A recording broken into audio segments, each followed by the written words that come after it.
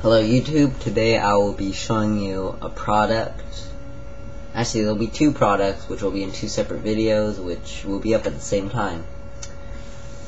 Let me just start by telling you I have gone through 5 attempts to make this video. The first one had a horrible sound quality, the second one had horrible visual and sound quality, the third one was just stupid. And the fourth one had horrible sound quality again, and I learned how to fix that by not putting my face so close to the mic. So this is the 5th attempt to make this video. I want you guys to understand I went through a lot, both physically, mentally, emotionally, and anally to make this.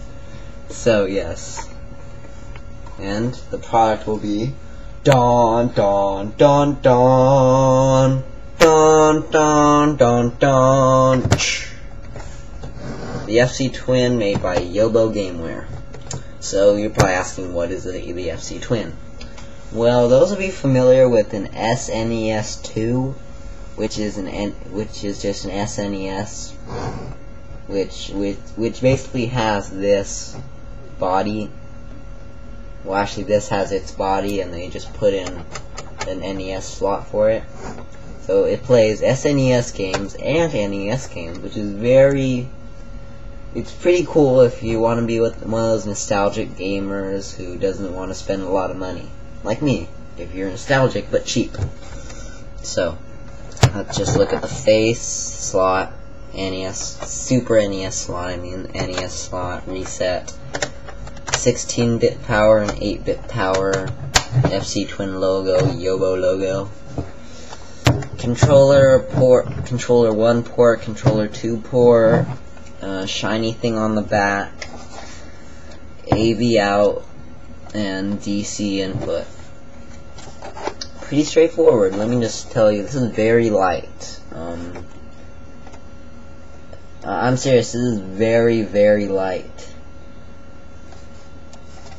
You know, if you've ever had, it's about as heavy as 3 or 4 Wii controllers.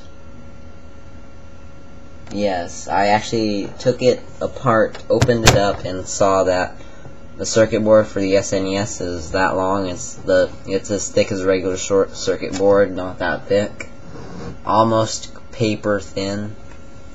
And then for this, the NES, it's about that much, so it's about the size of an almond Hershey's bar, which I thought was pretty cool when I opened it up. But they could have made this a lot smaller, and it wouldn't have had just a whole bunch of dead air in it. So yes, let's talk about the controllers. Why not? If I sound a little down, it's because I've done this video 5 times, and I am personally bored of this. It was fun at first, but now I'm bored. So this is the FC Twin controller. It's a black NES controller, let's face it. This is an SNES controller. Original SNES controller also. This was made in 1991. And this was made in, oh, it doesn't tell. So yes, the only difference between using these is this is A, this is B, yes, this is A, this is B, L and R do nothing, L and R do a nothing, but these do nothing on the SNES controller, but on the FC Twin controller, this is Turbo A and this is Turbo B. And this came with 2 of them, so you do not have to buy any more if you buy it new. So that was pretty cool when I got it. You get some free turbo controller with it, so. Now, the gameplay, it's basically an NES, it works great.